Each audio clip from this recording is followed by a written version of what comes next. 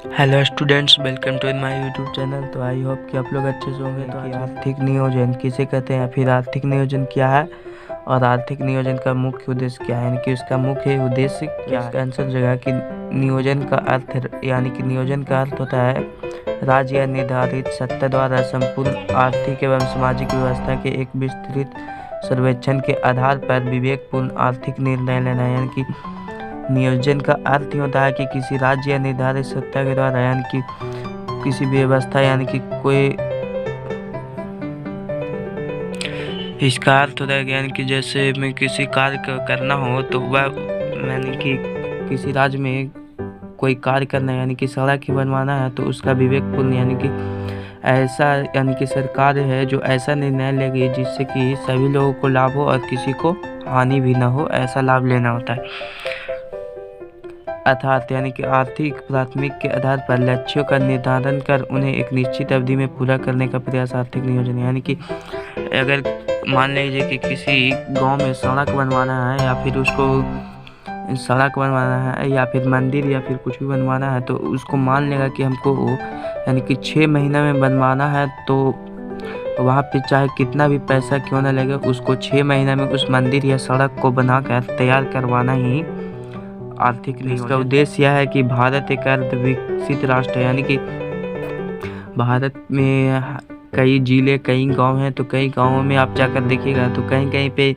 नली का पानी जो कि सड़कों पर बिखरा हुआ है, कहीं पे ऐसे ही जा रहा है, खेतों में जा रहा है। तो ये यहाँ पे भारत में अच्छी तरह से विकसित यानी कि सभी जगह पानी निकलने का फैलाव रास्ता नहीं दिया गया है, इसे अर्ध विकसित। यानी कि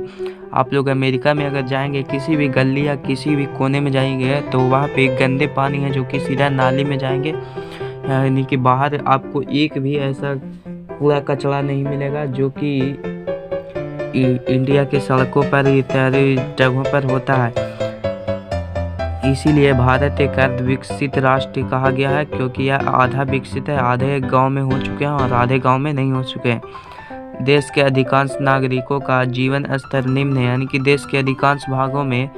जो जीवन यापन करते हैं उसका स्तर यानी कि उनके पास ना ही पूंजी है, ना ही निवेश है, ना ही कितने लोगों के पास तो घर बनाने के लिए अपना खुद का ज़मीन है, वो तो सिर्फ दूसरे के ज़मीन पर क्या तो किराए रेंट पर रहते हैं। अतः आर्थिक विकास की दर को अधिक तीव्र बनाना हमारी योजनाओं का मुख्य उद्देश्य। यानी कि नियोजन का मुख्य उद्देश्य है कि जो लोग गरीब हैं उसको यानी कि नीचे से उसको ऊपर उठाया जाए। जैसे मैं अभी नीचे जाति वालों को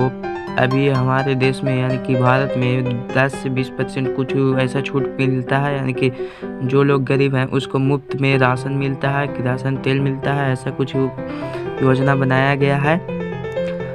आर्थिक क्षेत्र में आत्मनिर्भरता की प्राप्ति, यानी कि जो आर्थिक क्षेत्र यानी कि जो ऐसा नीचा गांव है यानी कि छोटा मोटा गांव है उसको पहले ऊपर उठाया जाता है, फिर धनता निवारण यानी कि जो लोग गरीब हैं उसको धन देकर दिया जाता है। रोजगार के अवसरों में वृद्धि, यानी कि किसी को कोई काम नहीं मिल रहा है किसी मजदूर को तो उसके लिए फैक्ट्रियां बनवाई जाती है, सड़कें बनवाई जाती है, रोड बनाया जाता है ताकि उन मजदूरों को काम मिले और वो भी पैसे कमा सकें। तथा सामाजिक एवं आर्थिक न्याय की स्थापना भारत में आर्थिक नियोजन का मौलिक उद्देश्य, यानी कि